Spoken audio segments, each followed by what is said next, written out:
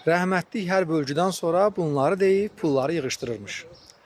Haqqı bölən haqq özüdür, sözüm haqqın sözüdür. Atanın 3 oğlu var imiş və ata çox titiz, haqqa, hüquqa riayət edən bir ata imiş. Və həm maldarlıq, həm əkinçiliklə məşğul olurlarmış. Və hər dəfə əkin biçindən sonra məhsul satılırmış, heyvanlar satılırmış və satış işini ata özü edirmiş. Evlatlar ancaq kənddə təsərrüfatla məşğul olurlarmış. 3 oğlun böyük oğlu, birinci oğlu çox öz eşirətinə, öz həvəslərinə düşkün imiş. Fikri, zikri, tüfeyli şeylərdəymiş. Ortancıl oğlu ancaq öz ailəsinə düşkün imiş, öz evlatları, öz həyat yoldaşı. Kiçik oğul həm subay, həm də ata və anasına və qardaşlarına çox məhəbbətli və sevgi dolu imiş. Fikri, zikri onlar imiş. Ata hər bazardan gəldikdə, ildə bir dəfə o böyük pulları toplayırmış mərkəzə və deyirmiş ki, birinci oğula, nə qədər istəyin var, ehtiyacın var, götür. Birinci oğul götürürmüş, böyük oğul. Sonra ikinci oğula deyirmiş, indi sən götür. Sonra ikinci oğul götürürmüş. Yerdə qalan hissəni də kiçik oğula uzadaraq deyirmiş ki, növbəti əkinin toxumunu nəzərə al, heyvanların yemini nəzərə al, yəni xərcləri nəzərə al, sən də ehtiyacın qədər götür. Və həmişə bölgüdə necə olurmuş? Böyük oğul həmişə 70%, 80% götürürmüş qazancdan. Ortancıl oğul ona baxıb yerdə qalanın 20%-nin bir yarısını götürürmüş. Kiçik oğul da məbləğə baxırmış, toxumu, evin xərcləri nəzərə alırmış. Ya çox cüzi, ya da toxunmurmuş. Və belə növbəti həsədə qədər, növbəti əkin, biçin və məhsul satışına qədər belə girələnirmiş. Və illər belə keçir. Ata hər şeyə diqqət edir. Ata çox ədalətlidir, çox haqqı, hüququ gözləyən bir atadır. İllər keçir, ata dünyasını dəyişir. Son nəfəsində bunları yığır, vəsiyyəti, nəsiyyəti edəcək. Ata deyir ki, malı, mülkü mən indi burada son nəfəsində sizin aranızda bölüm ki, sonra problem olmasın. Deyir, böyük oğul, tarlalarımızın miqdarı bəlli, heyvanlarımız bəlli, evlərimiz bəlli. 2 evləri var imiş.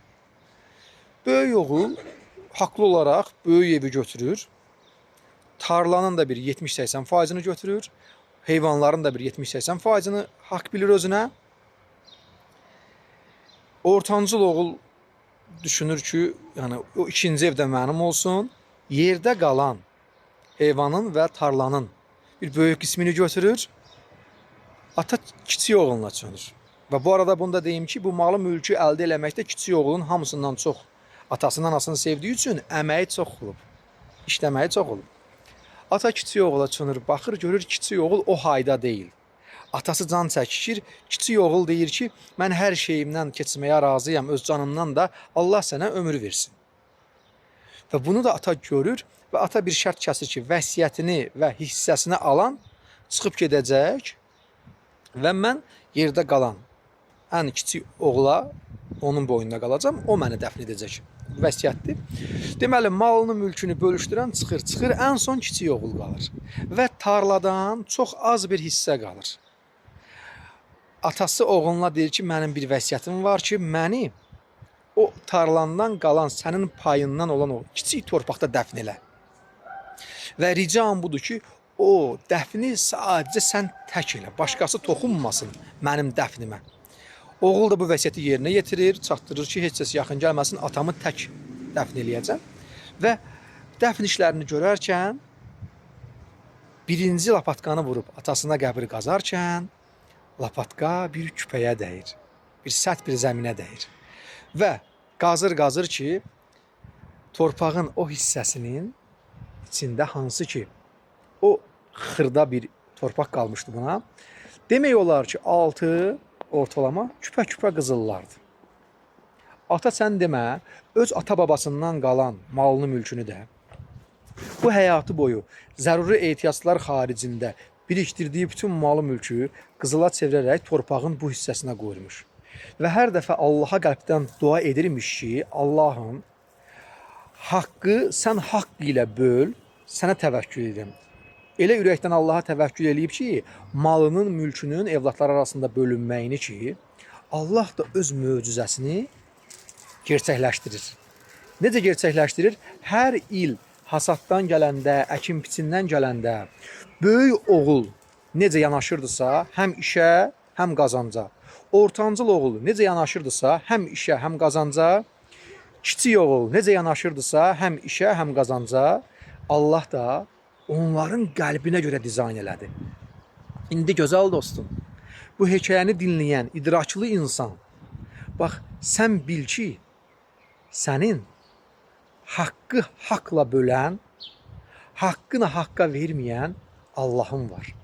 Və bu hekayənin sonundakı kimi sənin də həyatın müjdəli, mükafatlı olacaq.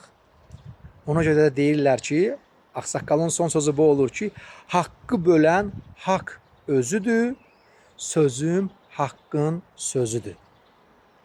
Bil ki, kimsə görməsə də bir görən vardır. Allah ən müthiş sənətkardır, xilaskardır, səbəbkardır. Sənsən sənin möcüzən, amma bunu bilmirsən. Tənha kimsəsiz gəzən, dərdə, qəmə tək dözən, ağlayıb dodaq büzən. Sənsən sənin möcüzən. Amma o qızıl küpələrin üstündə dəriyə yazılmış bir hekayə, kiçik oğla o birisi qardaşlarınla bağlı bir tövsiyə və bir istək var idi. Bu da bizim növbəti hekayəmizdə. Səhifəyə takib etdiyiniz üçün minnətdarlıq bildirirəm.